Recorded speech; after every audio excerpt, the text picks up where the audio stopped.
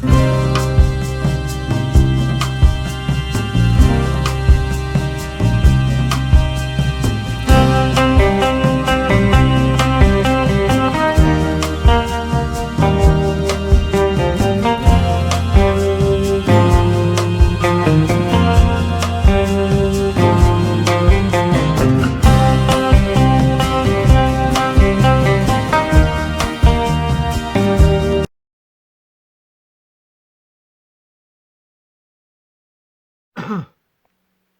everybody, welcome to the channel. I found out a video by this Taxpayers Alliance. Not heard much of them, but just thought I'd share it with people on the channel. I've not heard much of them. I just want to play it and see what you think. This Taxpayers Alliance video, where it says, see what you think. Licence fees to be scrapped and the government-owned Channel 4 to be sold off just days before the budget's announced tomorrow. Well, the group says it seems unnecessary to have two publicly owned broadcasters, stating that neither channel fits into the 21st century broadcasting market in their current forms, with streaming services being the preferred method of consuming content. Well, to explain more, Darwin Friend, who's policy analyst at the Taxpayers Alliance, and joins us now. So what are you suggesting? A scrapping of Channel 4 and the BBC and just letting them get on with it in a commercial world? Well, thank you very much for having me on the show this morning, firstly. So what we're calling for in this report that we've released today is for Channel 4 to be privatised, so not scrapping it, just privatising it, and then also for the licence fee to be abolished and much of the BBC to be privatised after that. And the reason we're calling for that is because we have now got a far more diverse media market, and so with the rise of streaming services, with obviously new broadcasters such as yourselves entering the market as well, I don't think it's right anymore for us to have two publicly owned broadcasters. And so I think what the Chancellor should do when he stands up at the dispatch box tomorrow is actually start the process of changing the funding models for these two broadcasters, and in doing so that will not only benefit the public and taxpayers, but I think it will also benefit those broadcasters themselves, because it will make them more competitive. I was just going to say, how will it affect those? I mean, will it not possibly affect the quality of content, do you think? Well, what we saw in the early 2010s is Channel 5 was purchased by Viacom, and one of the concerns about that was obviously it's got its TV licence, and that means it has to produce certain types of content. But actually, after it was sold to Viacom, its licence actually meant it produced more public service content, and also they volunteered to invest more in the UK broadcasting industry. So actually quite the reverse of seeing the content and the UK investment actually go down, we saw it go up, and so I see no reason why that would change with Channel 4 or the BBC. So much time has been spent looking at alternative ways to finance the BBC. Common Select Committee this last March looked into this and said, frankly, there was no viable alternative that they could see coming into force before 2038. The subscription model, which everybody talks about, but how is that going to work? And let's face it, people are paying more in a year for subscriptions to, say, Sky or Netflix, and getting far less in terms of television and radio than they get from a BBC subscription. It works, doesn't it, as a model?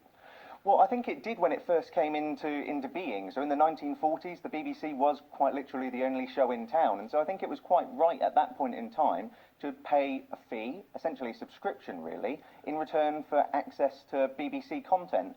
But obviously our media market has changed hugely since then. Technology has advanced, so there would be other options for, as we call it, for a part privatised BBC, so the bit that would no longer be in the public sector, to actually go down a different Which path. bits should be and which bits shouldn't be? How would you word this? Well, what we've done in our paper is suggest that essentially quite often in the news market, the news and the culturally focused programming is quite often the least profitable, and that's understandable. And so what we've suggested is that a government grant should be used to continue funding those things in the public sector, and then the commercial side of the BBC would be able to go out and compete in a market as any business does, and that could be, and that new entity, that new private entity, would be able to decide how it wanted to be funded. It could go along the similar lines to GB News or ITV, where it focuses on advertising. It could be through the subscription model. And obviously you mentioned Netflix and Amazon, all of these new streaming services. I think the current licence fee is £159. That's more than an Amazon Prime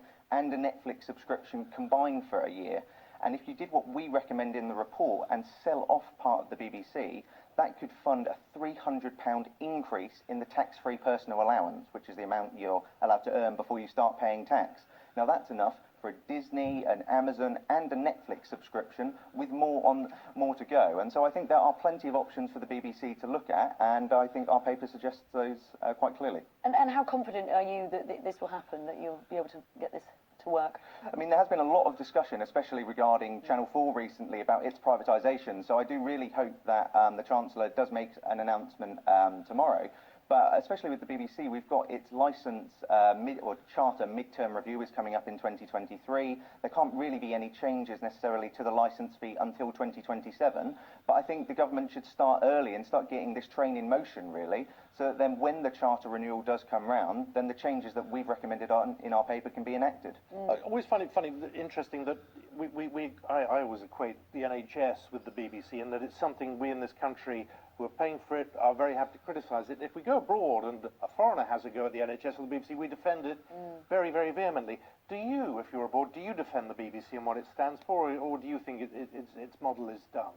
Well, I think the financing model is, as we recommend in the paper, it needs to change. But I certainly, I watch TV across a range of broadcasters, GB News, the BBC, and so that's why I have called in this paper for some of it to remain in the public sector, because I do think that is an important part of, it's an important British institution, but I do think it now needs to change, and we wouldn't be the first country to change our main public service broadcasters funding model. Australia changed its licence fee in the 1970s to a government grant, and so I think that would be a good example for us in the UK to follow with the BBC.